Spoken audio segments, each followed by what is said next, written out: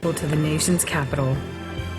Nan took the unprecedented steps of handing out masks, conducting temperature checks, and urging people to social distance as they rallied for justice. We have mastered the selfie and TikTok. Now we must master ourselves. Less than a year before he was assassinated, my grandfather predicted this very moment. He said that we were moving into a new phase of the struggle. The first phase was the civil rights, and the new phase is genuine equality. Genuine equality is why we are here today, and why people are coming together all across the world, from New Zealand to New Jersey. He said that we must not forget the days of Montgomery. We must not forget the sit-ins movement. We must not forget the Freedom Rides, the Birmingham movement, and Selma. Papa King, we won't! I wish George were here to see this right now. That's who I'm marching for. I'm marching for George, for Breonna, for Ahmaud, for Jacob, for Pamela Turner, for Michael Brown, Trayvon, and anybody else who lost their lives or are too evil.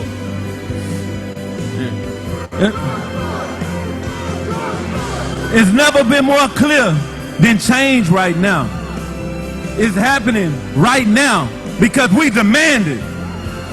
Everyone here has made a commitment because they wouldn't be here for no other reason right now. Everybody out here right now, our leaders, they need to follow us while we're marching to enact laws to protect us. For coming out here and continuing to say her name louder.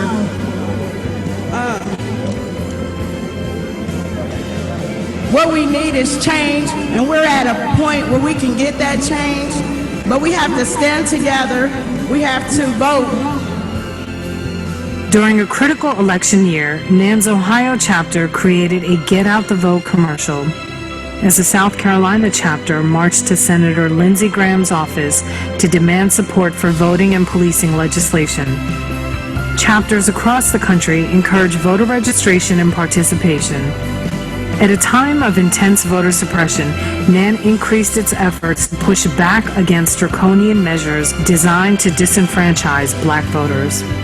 Following the election, Reverend Sharpton and NAN were signatories to a coalition of civil rights leaders demanding that all votes be counted. Reverend Sharpton then wrote a letter to Congressional Black Caucus Chairwoman Karen Bass asking her to prioritize black health equity in 2021. In Newark, New Jersey, NAN's Tech Center, under the leadership of Northeast Regional Director Reverend Steffi Bartley, blossomed into a staple in the community. The Tech Center provided laptops to students and played a critical role in helping them get up to speed as the country moved to virtual learning. In this challenging year, Reverend Sharpton also released his long-awaited book, Rise Up, Confronting a Country at the Crossroads.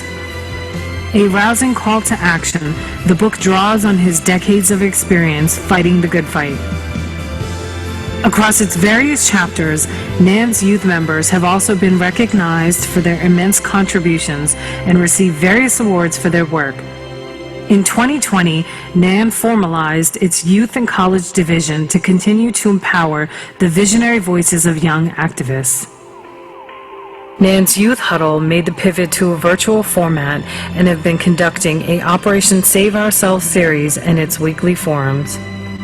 We remember Baltimore, Maryland youth leader David Carter, an energetic and committed young man who died earlier this year. May he rest in peace and power. The organization's commitment to serving those in need has never waned. This year, like every year before, NAN provided Thanksgiving meals to those in need at its Harlem headquarters as well as at the Atlanta office. Under the leadership of NAN's Executive Vice President and General Counsel, Michael A. Hardy, NAN continues to host Legal Night. Launched around 10 years ago, Attorney Hardy and a team of lawyers provide a forum where individuals can have their legal questions addressed for free. In the year of COVID-19, the forum has been held virtually, creating an online space for the dissemination of legal assistance. After November's historic presidential election, which resulted in the nation's first woman and person of color to serve as vice president, NAN committed to helping the administration tackle critical issues that impact the country in general and communities of color in particular. NAN was quick to call for an end to the filibuster on Capitol Hill and applauded the administration's common sense approach to gun reform and comprehensive focus on infrastructure. We've been encouraged by the administration's attention to ensuring that the COVID-19 vaccine is distributed equitably in poor and working class communities of color. In an effort to encourage individuals to become vaccinated, Reverend Sharpton joined forces with political leaders in New York City and African American leaders across the nation in encouraging widespread vaccination. Despite progress, however, challenges remain. In the wake of the election of two Georgia Democrats, Reverend Raphael Warnock and John Ossoff, we have witnessed the ongoing assault on voting rights in the Peach State. The coordinated effort led by Governor Brian Kemp is designed to suppress the right to vote. It is a devastating reminder that we have not yet moved beyond the dark history of voter suppression in this country. Pressure on the U.S. Senate to pass, which was H.R. 1 and 4, which is now Senate 1, this bill to deal with federal voting laws. And I think that clearly we are where we were 40 years ago in the Civil Rights Movement when I was just a little kid, where you need federal law to supersede the state laws. Because what we're looking at now is states' rights on voting. The Senate must establish national voting rights laws. As Dr. King reminded us all, injustice anywhere is a threat to justice everywhere. He continued, "We are caught in an inescapable network of mutuality, tied in a single garment of destiny. Whatever affects one directly affects all indirectly." Since its foundation 30 years ago, NAN has worked in the spirit and tradition of Dr. King to promote a modern civil rights agenda. Reverend Sharpton was just a boy preacher at the age of 12 when he first began working with the SCLC's Operation Breadbasket. It was there that he met Reverend Jesse Jackson, who Dr. King had appointed as Operation Breadbasket's national director. Of all of the time I spent with my own two sons, I maybe spent more time with Al than any of them because of our, Yusef says, our spiritual connection. It's not by blood, but by spirit. Yeah. And I want to thank him for standing with me and my family down through the years and recognizing our struggle. There's no other movement in America like NAN today. Nothing like NAN in the country.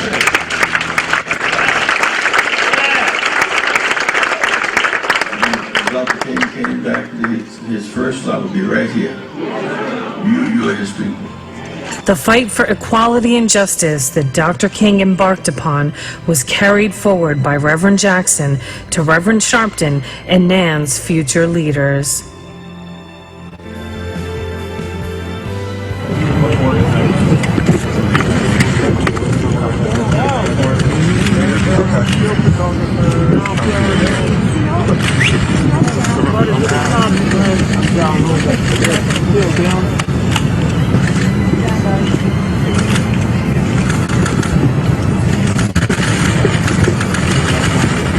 It is in that spirit that NAN was quick to condemn the recent attacks against Asian Americans throughout the nation.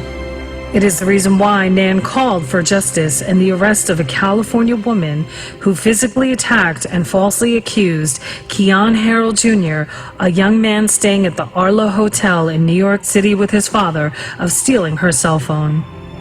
As the late Elie Wiesel reminded us, there may be times when we are powerless to prevent injustice, but there must never be a time when we fail to protest. Nan lost a number of members, friends, supporters, and champions since our last convention. We remember them all. These giants include stalwarts of the civil rights movement such as Reverend Dr. Joseph Lowery, Reverend C.T. Vivian, and Congressman John Lewis. It was during Congressman Lewis's remarks in Selma at the foot of the Edmund Pettus Bridge that Reverend Sharpton helped to hold the civil rights icon up as he urged Americans to stay in the fight and to create, quote, good trouble. It would be the last time Congressman Lewis visited the site of Bloody Sunday. We also remember Cicely Tyson and Vernon Jordan, whose legacy and impact will be felt for many generations to come. And Nan is just getting started. Whether it's holding leaders accountable, feeding those in need, fighting on behalf of victims of police brutality, or inspiring the next generation of civil rights advocates, National Action Network is ready for the next 30 years and beyond. Hey, Rev, I wish we could be together in person, but I do want to congratulate you on 30 years of the National Action Network, and thank you for your friendship, your partnership, and most of all, your courageous advocacy through these years.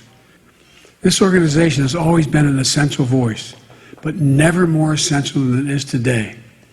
Upholding and advancing the security and prosperity of health and well-being, dignity and possibilities of all Black Americans. It's time. At a time when the pandemic and the economic crisis continue to devastate Black communities. At a time when the cry for justice, 400 years in the making, is ringing out across our nation. At a time when parts of our country are backsliding into the days of Jim Crow, passing laws that harken back to the era of poll taxes, when Black people were made to guess how many jelly beans in a jar, or count the number of bubbles in a bar of soap before they could cast their ballot. This was un-American then, and it's un-American today. But you're fighting. You're fighting for the soul of America, Rev. And Kamala and I are proud to stand with you. We're proud to pass the American Rescue Plan, which is helping us beat the pandemic and deliver checks into Americans' pockets. That law, on its own, is projected to cut poverty in the Black community by 37%. But from my perspective, it's only the beginning. My American Jobs Plan will make generational investments in rebuilding America, delivering good jobs, equity, and opportunity to Black neighborhoods that never seem to get dealt in on the American dream. Replacing every lead drinking water pipe in America so that you never have to worry about another Flint. Delivering high-speed internet access to every American home, and building an economy that sees values and pays our caregivers, so many of whom are Black women. We have so much work to do, from criminal justice to police reform to addressing health disparities and voting rights. But I know that together we're going to continue to make extraordinary progress. So thank you. Thank you for everything you do. Congratulations, and God bless you. Hello, National Action Network, and this is Senator Chuck Schumer. I want to thank my dear and longtime friend, a champion of civil rights, a fighter for justice for our country, the Reverend Al Sharpton, for letting me join today.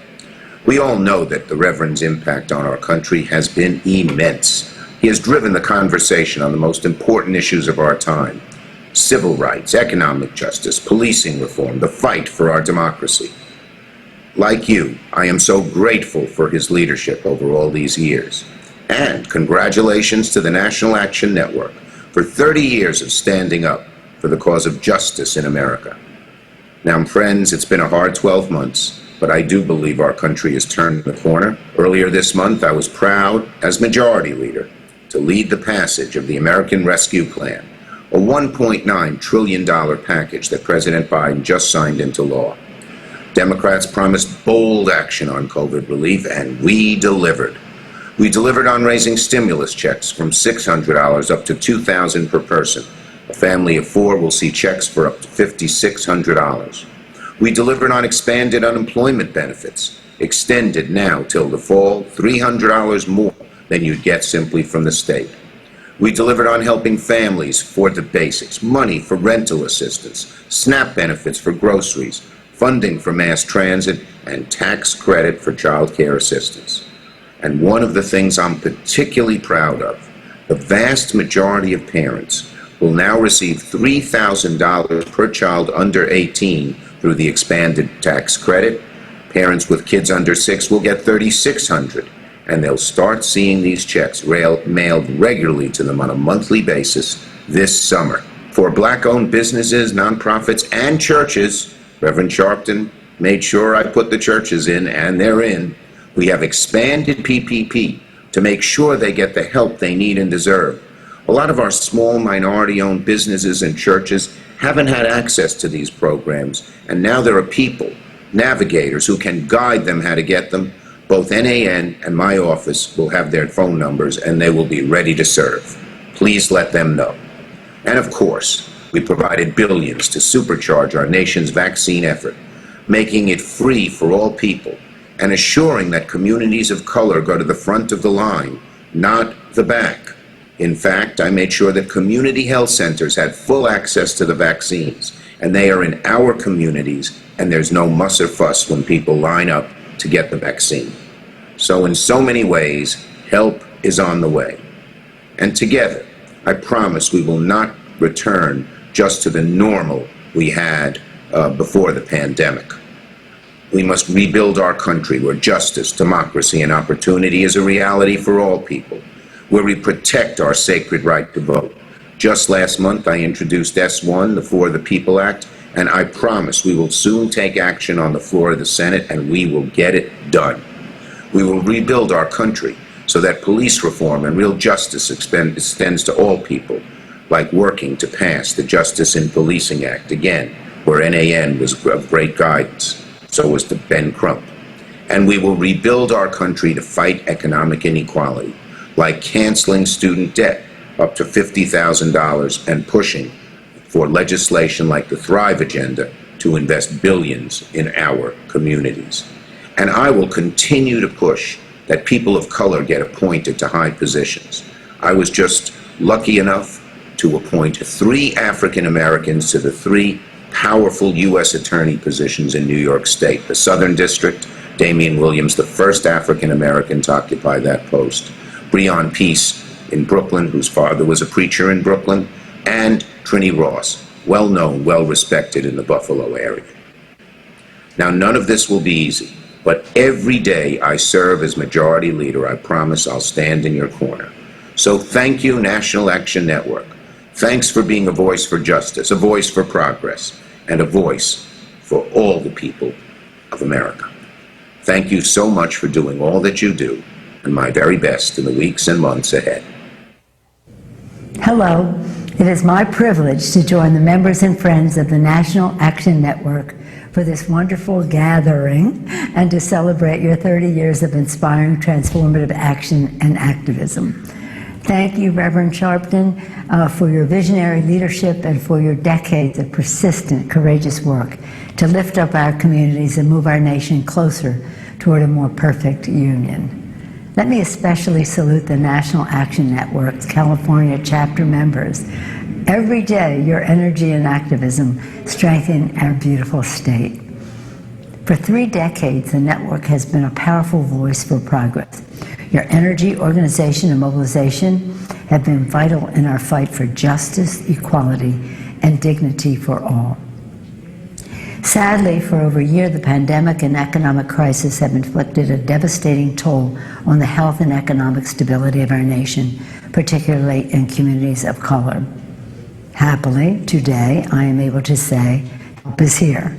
The American Rescue Plan delivers robust relief to put vaccines in arms, money in pockets, children safely back in school, and workers in jobs. And it does so in a way that emphasizes equity and justice, ensuring vulnerable families, schools, and minority-owned businesses hit hardest have the resources to build back better.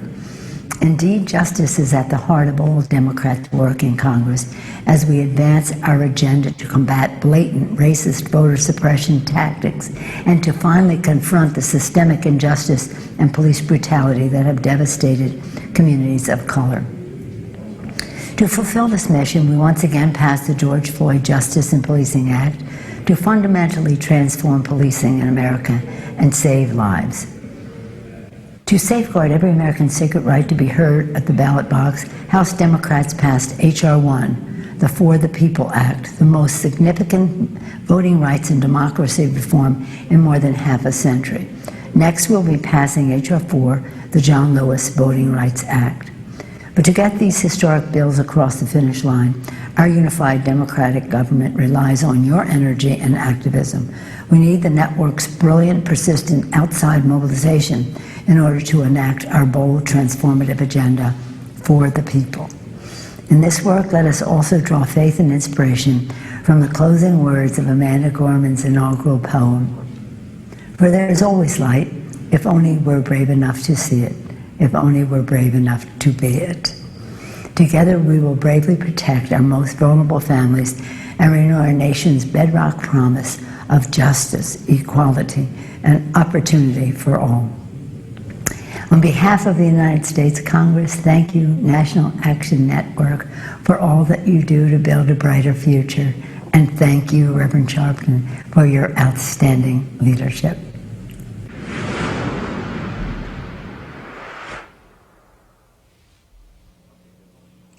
Thank you for the work you do every day to help ensure equal justice under law.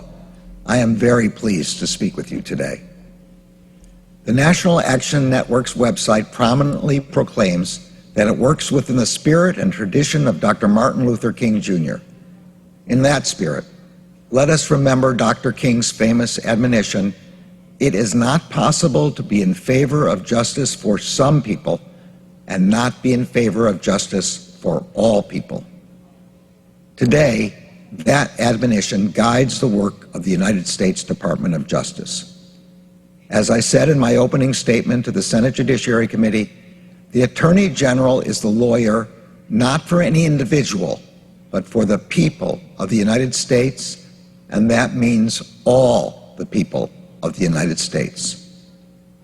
The Civil Rights Division, created by the Civil Rights Act of 1957, is the tip of the spear of the Justice Department's effort to ensure justice for all people.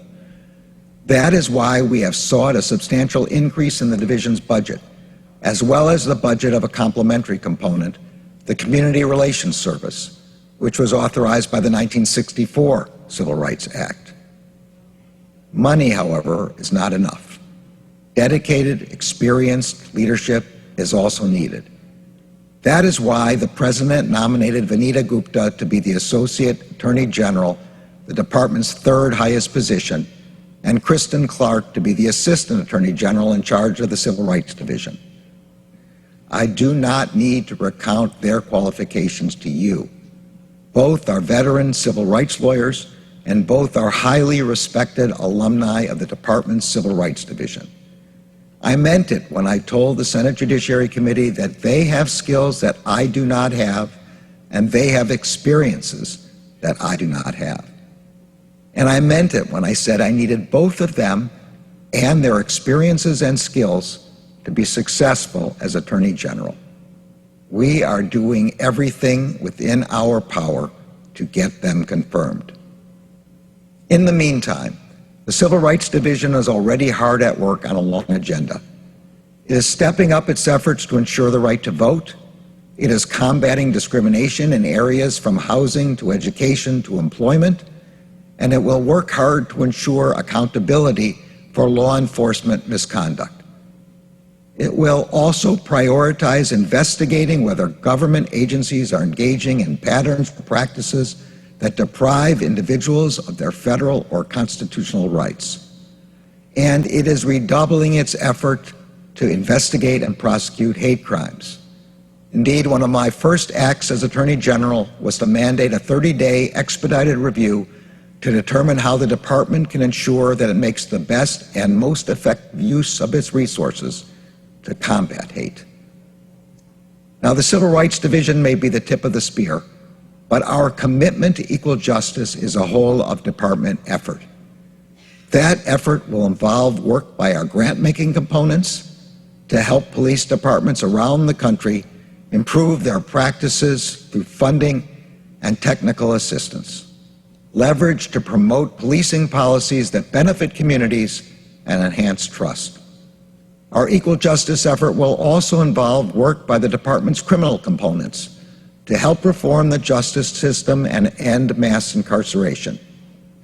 This means revamping charging policies to give prosecutors discretion to make charges and consequent sentences proportional to the crime and to the damage it does. And it means looking anew at our First Step Act policies to ensure the maximum degree of retroactive sentencing reduction authorized by the Act. Our efforts will also involve work by the Bureau of Prisons, both to ensure that the rehabilitation promises of the First Step Act are met and that the use of private prison facilities is eliminated. And our efforts will involve the work of our Office of Legislative Affairs to actively support the administration's ambitious agenda to ensure racial justice. Finally, I must emphasize the danger we face from domestic violent extremism, and in particular, from violent extremists who are racially motivated.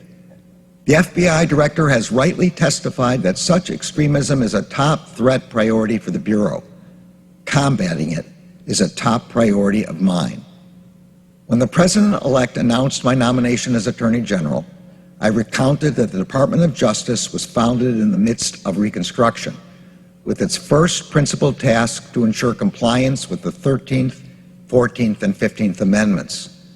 As historian Ron Chernow wrote, the new Justice Department would forge its identity in the battle to slay the first incarnation of the Ku Klux Klan. In that battle, the department successfully deployed its considerable resources to ensure civil rights, which were under militant attack. I promise you that today, 150 years later, the Justice Department will once again deploy all of its considerable resources to ensure, in the words of Dr. King, justice for all people. Thank you.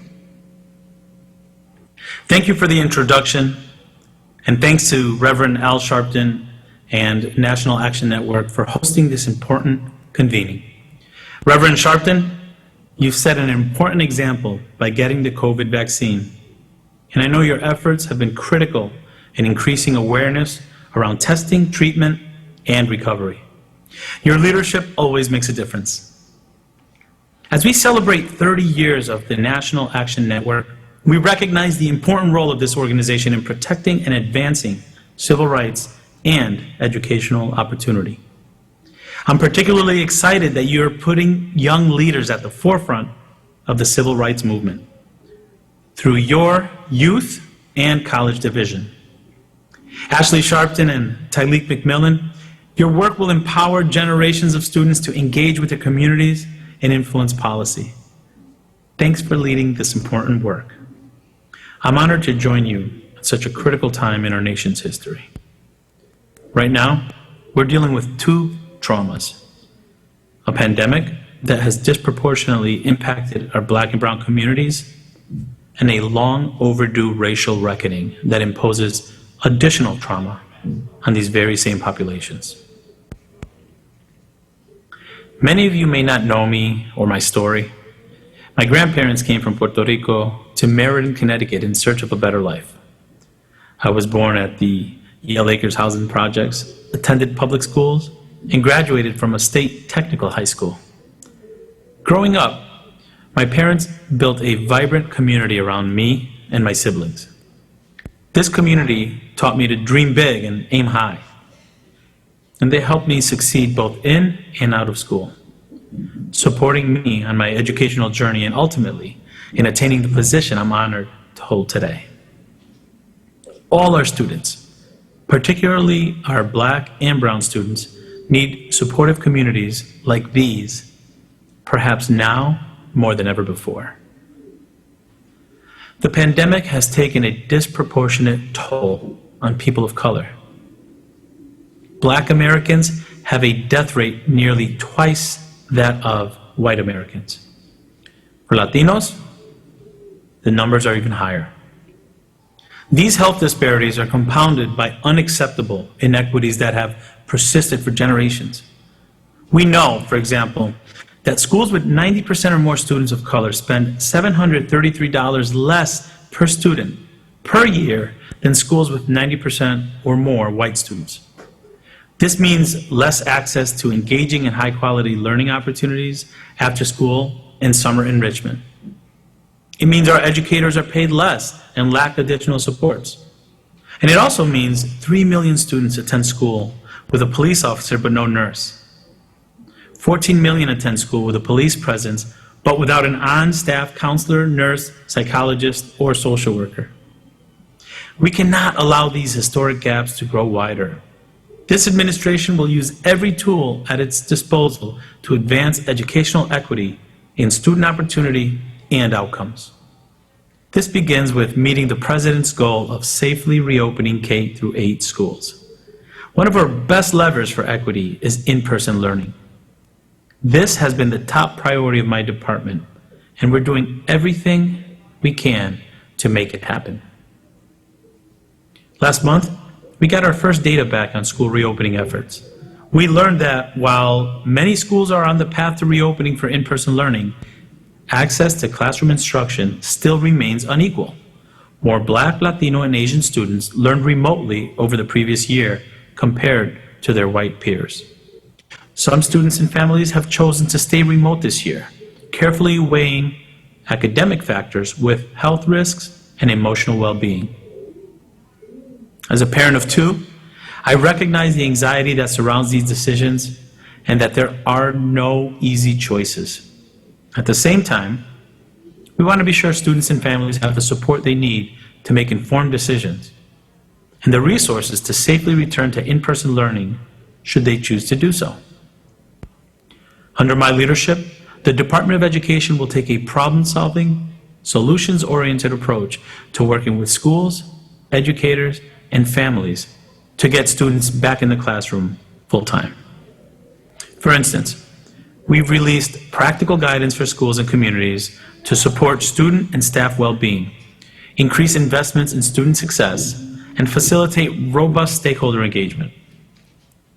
We've also prioritized sharing best practices through a national Safe School Reopening Summit and a Safer Schools and Campuses Best Practices Clearinghouse. Importantly, the American Rescue Plan provides $130 billion to not only reopen K-12 schools safely, but also to address the social, emotional, mental health, and academic needs of students and staff. The plan includes $800 million to support the specific needs of students experiencing homelessness. The American Rescue Plan invests in early childhood education and in higher education, including historically Black colleges and universities and minority-serving institutions. The legislation also includes at least $18 billion in emergency grants directly to students so they can cover basic expenses and needs during this moment of financial instability. In addition to addressing the impact of COVID-19 on students and educators and accelerating recovery, this administration will promote equity in students' access to high-quality schools, positive school climates, and critical opportunities such as coursework that includes the arts and sciences. Access to strong teachers and school leaders must be among these supports, including teachers who look like the students they serve. As a Latino educator myself, I know firsthand how important it is that students see themselves in what they learn and who they learn from. Research tells us that all students benefit from learning with diverse peers and from diverse educators. Our Black and Hispanic teachers are critical role models, showing students what's possible when we maintain high expectations and engage them in challenging and culturally relevant curriculum. As an administrator in Meriden, my team and I undertook ambitious efforts to grow a diverse teacher workforce, and learned some shareable lessons along the way. As we move forward together, collaboration will be critical at every level. That's why the President will invest in strategic partnerships that benefit communities of color, including expanding the community schools model. Entire communities benefit when schools open their doors to parents, families, and neighbors seeking academic, health, and social support. From expanding learning time for students to health resource fairs, community schools bring together local partners in unprecedented ways. And across the country, these coalitions are setting and achieving community-specific goals like kindergarten readiness, access to vision, health, and dental care, and improved graduation rates. Together, we can think through new ways and innovative ways to approach issues like safe neighborhoods and gun violence. We can provide safe spaces for students to learn after school in order to close achievement gaps and invest in our communities. To truly advance excellence in education, we must be vigilant about advancing opportunities for all students. That means educating students, families, and schools about discrimination in education, preventing violations, and enforcing civil rights laws.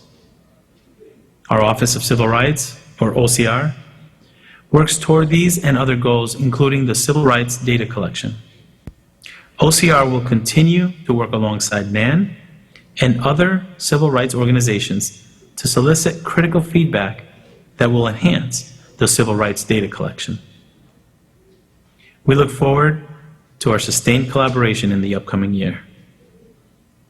Equal access to education is at the heart of OCR's mission, but sexual harassment and violence threaten this access for students of all ages. President Biden will ensure that all students are guaranteed an educational environment free from discrimination on the basis of gender, including appropriate supports for students who have experienced sex discrimination. Moving forward, we'll invest in a whole-of-government approach to improving outcomes for our students and families. We'll also remove silos in education, share our breakthroughs and successes, and cultivate schools and colleges as hubs of innovation. This means reimagining what education looks like in this country. Returning back to the status quo is not acceptable. Our students deserve our very best efforts, our most collaborative thinking, and our deepest belief in their abilities. In the days ahead, I hope NAN's members will help to inform school staff and childcare workers that they are priority recipients for the vaccine and help them sign up in their areas. And recognizing that COVID-19 brought educational inequities to the forefront, I hope you'll help your state and local leaders identify the educational needs of the students in your school and create comprehensive plans to help all students succeed. Together, we reaffirm our collective responsibility to end discrimination in all of its forms and to emerge a more just and equitable America. Thank you again for your commitment to the students, families, and communities you serve. I look forward to our continued work together.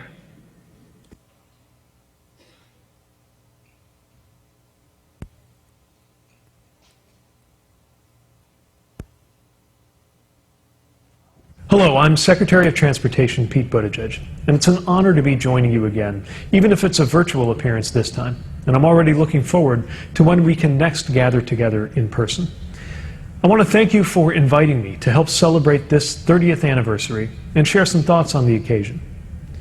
For 30 years, the National Action Network has moved this country toward justice, equality, and equal rights for all.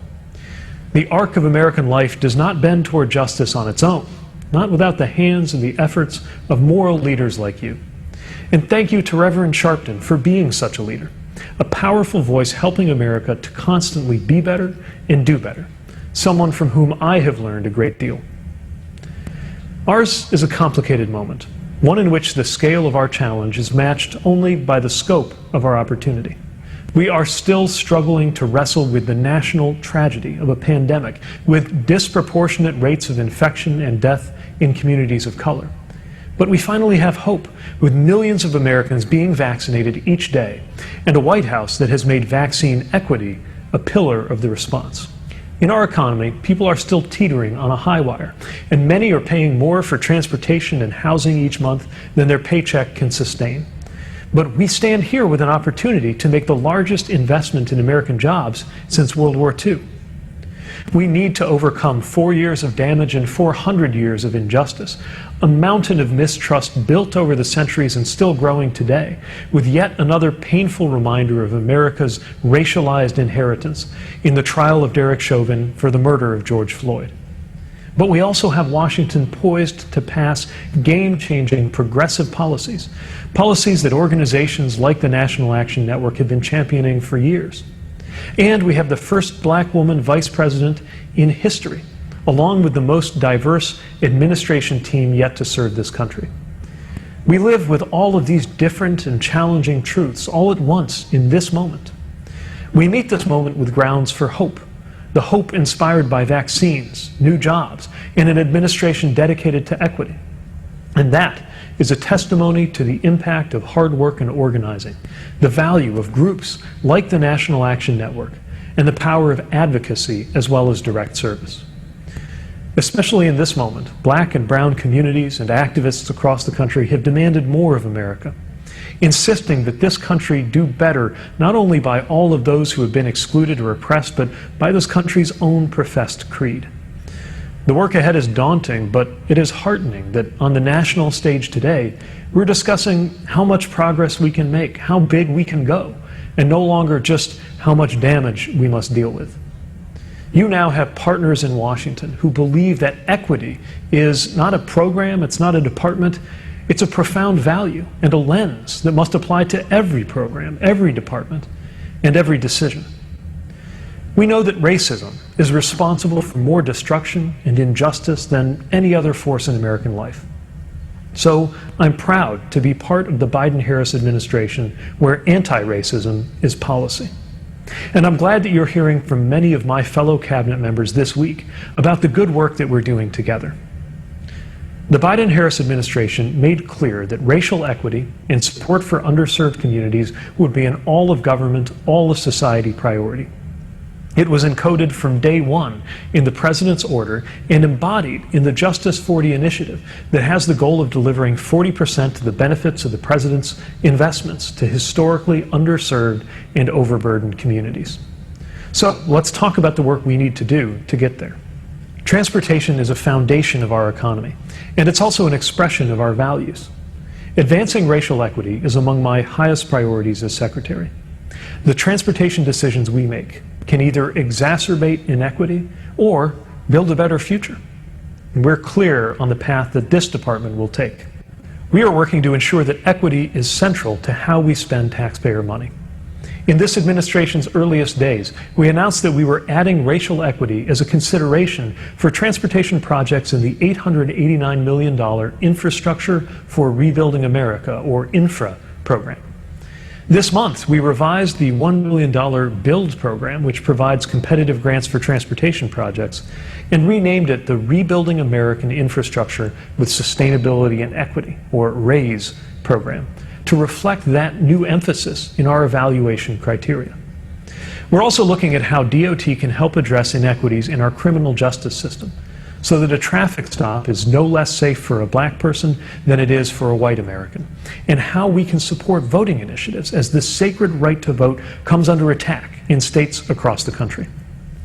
We've created an equity task force for this department, one in which I will be involved personally, to make sure that this remains a North Star to guide our work throughout this department and throughout this administration. These are important steps that will benefit communities, but they're steps. We need a giant leap, which brings me to the American Jobs Plan. This could be the best chance in our lifetimes to transform our infrastructure, and with it, the foundation that allows every American to live, work, and thrive. It will provide more than a $2.25 trillion investment in American infrastructure, including $621 billion for transportation and resilience. It will do so many good things, and I want to touch on just a few highlights. The American Jobs Plan will help create millions more jobs in cities and towns and communities across the country. Good jobs, often union jobs, the majority of which will go to people without a college degree, building a modern infrastructure. The plan also invests $100 billion in workforce development programs focused on underserved communities. The plan includes $20 billion for road safety. That's important for everyone, but it's certainly a matter of equity. On our roads, the fatality rate of black people is twice that of white people. We cannot accept this. The plan includes $80 billion to expand and modernize Amtrak and the rail network, and it doubles federal funding for public transit. Again, that's important for everyone. It is certainly a matter of equity. Black people are 4 times more likely than white people to rely on public transit to commute to work. And they deserve a commute that is reliable, safe, and affordable. This is especially important because in 2019, our lowest income households spent 37% of their after-tax income on transportation. That's up from 29% just 2 years earlier. We can't accept this. The plan also includes $174 billion to help spark the electric vehicle revolution. We will rebuild our infrastructure in a way that is not only more resilient, but actually helps fight climate change. And 40% of the benefits of those climate and clean infrastructure investments will be targeted to historically underserved and overburdened communities. Now is finally the time to address these major inequities, including those caused by highways that were built through black and brown communities, as well as decades of disinvestment that left small towns and rural main streets stranded. The President's American Jobs Plan includes $20 billion to reconnect neighborhoods cut off by past transportation decisions, to advance opportunity, equity, and environmental justice in new transportation projects. I've just mentioned a lot of numbers, but I want to put them all in context. We have not, since President Eisenhower, made such an investment in infrastructure, and we have never in our history made such an investment in transportation equity. My predecessor in the Obama-Biden administration, Secretary Anthony Foxx, did especially important work to advance the cause of transportation equity. I know that I have big shoes to fill in this regard, and I'm thrilled that we may have the resources, thanks to this bill, to further deliver on a vision that Secretary Foxx helped introduce. What we see throughout all of these investments is a lesson that goes beyond transportation, that equity is good for everyone. The American Jobs Plan will not solve every problem in every community, but it will address many of the challenges we face today and create a stronger, more equitable future for decades to come. It empowers our young people to inherit and build a country where the American dream is truly, finally accessible to all. And that's what your work has been all about. The National Action Network and other civil rights organizations and community networks have planted the seeds for years. Now it's time for us to water them together. What we grow must be strong enough and vast enough to outlast us all, and I believe it will be. So thank you to the National Action Network, to Reverend Sharpton, to all of you for 30 years of working to make America the best version of herself, a version that lives up to our ideals. Congratulations again on this milestone. Thank you for your good work, and be well.